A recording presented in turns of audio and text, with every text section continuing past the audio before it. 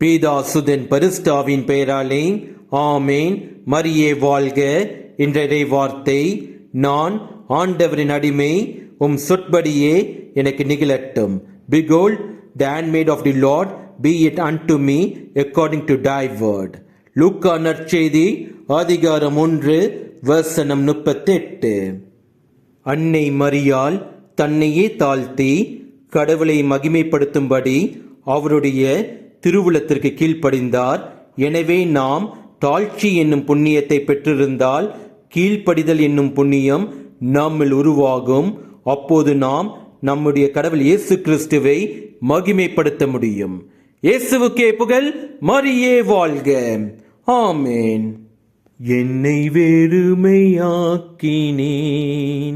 உம்மை மகிமைப்படுத்தினேன். நான் யார் ஒரு மனிதன்தானே. நான் யார் வெறும் களிமண்தானே. நான் யார் ஒரு மனிதன்தானே.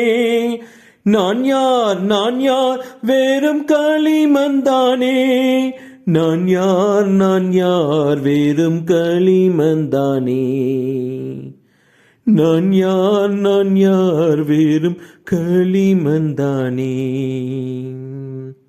என்னை வெறுமையாக்கினேன், உம்மை மகிமைப்படுத்தினேன்.